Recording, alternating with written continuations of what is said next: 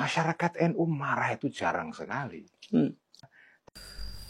Bedakan antara adab yang sudah menjadi adat dan feodalisme. Itu konteks yang harus kita pahami di dalam video tersebut, di dalam tayangan yang ditayangkan di dalam sebuah acara yaitu Trans 7. Jadi ini menjadi polemik, menjadi masalah dan menjadi pro dan kontra, yaitu karena apa? Karena isi video, tempat video berasal, tempat pesantren berasal, dan narasinya itu loh yang dibahas, yang menjadi polemik dan berbeda, gitu loh maksudnya. Kalau jika memang seandainya dia mau membahas mungkin tentang kasus-kasus yang berada di pesantren, contohnya mungkin pelecehan, pencabulan, atau mungkin penyimpangan, nah itu tidak dipermasalahkan. Justru menurut saya wajib diungkap dan harus diungkap. Begitu loh. Ya setelah mungkin melalui mediasi, dan mediasi memang tidak bisa mendapatkan keadilan, ya diungkapkan publik dan bisa diusut gitu loh. Tapi ini masalahnya yang disinggung dalam video tersebut itu adalah Pondok Lirboyo, Kediri, Jawa Timur.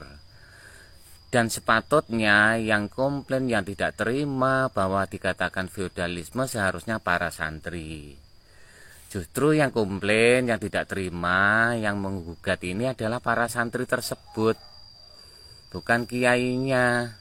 Para santrinya, alumni-alumninya, yaitu ya para ustadz-ustadz, para ulama, tokoh-tokoh yang menjadi alumni pondok tersebut gitu loh. Soalnya pondok tersebut ya tidak bisa kita pungkiri memang melahirkan seorang tokoh-tokoh besar gitu loh. Dan kalau memang pada pondok tersebut mempraktekkan seperti yang di framing, di doktrin, di dogma Trans 7 ya, secara otomatis tidak mungkin toh yang namanya feodalisme melahirkan para santri-santri yang berkualitas. Gitu loh. Kan tidak masuk logika dari situ aja. Apalagi ini yang komplain adalah ya santri-santrinya gitu loh, alumni-alumninya. Jadi kan dari sini sudah jelas indikasi tujuan Trans 7 ini gitu loh. Memang tujuannya ya memperbodoh publik, ini sudah jelas sekali. Ini menurut saya loh ya. Kalau saya berpendapat bahwa ini sebuah kesalahan fatal. Tapi kalau tindak sanksinya, sanksi hukumnya, entah stasiun TV-nya atau cuma programnya, program TV tersebut, itu yang di blacklist atau di boykot gitu loh. Saya artinya bisa memandang dua sisi. Jika memang kesalahan tersebut tidak melibatkan stasiun TV, memang pure kesalahan pihak pemilik tayang ya, pemilik jam tayang ya, artinya ya program tersebut gitu loh. Itu yang tanggung jawab produsernya ya beserta timnya. Dan mungkin itu yang harus ditindak tegas jika memang seandainya Trans 7 tidak terlibat. Tapi kalau jika terlibat ya dua-duanya bisa kena. Gitu loh maksudnya. Kan sering juga ya, bukan sekali dua kali ya berita viral tentang pondok pesantren yang bermasalah, kan sering juga kan, gitu loh.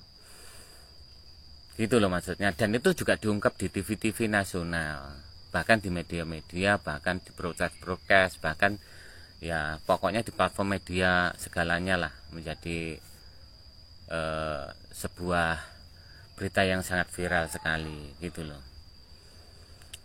Tapi ini masalahnya adalah intinya tetap saja isi dan narasi gitu loh, dan membawa nama pondok tersebut.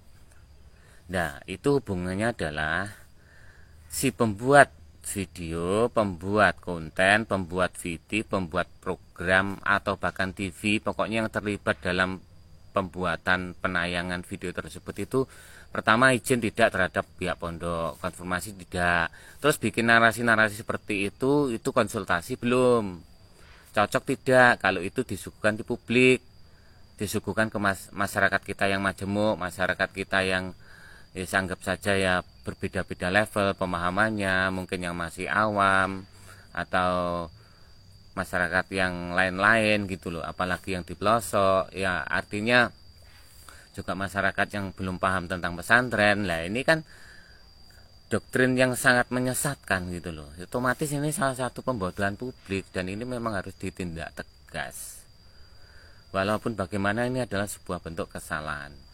Dan saya sangat setuju bahwa memang program tersebut diboikot, itu sangat setuju, bahkan disanksi hukum para pelakunya gitu loh, walaupun tidak stasiun TV-nya gitu loh, tapi memang banyak juga yang mengatakan bahwa stasiun TV-nya diboikot. Tapi kalau saya lebih setuju pemilik programnya, pemilik jam tayangnya, karena itu adalah pemilik seorang produser yang bertanggung jawab. Yang harus bertanggung jawab penuh adalah seorang produser. Tapi kalau Trans 7 juga harus diboikot, yaitu nanti pertimbangan hukum bagaimana kelanjutannya. Diselidiki, jika memang terlibat ya mungkin harus, tapi kalau tidak ya aku rasa cukup programnya. Coba teman-teman tambahi gimana seharusnya. Oke.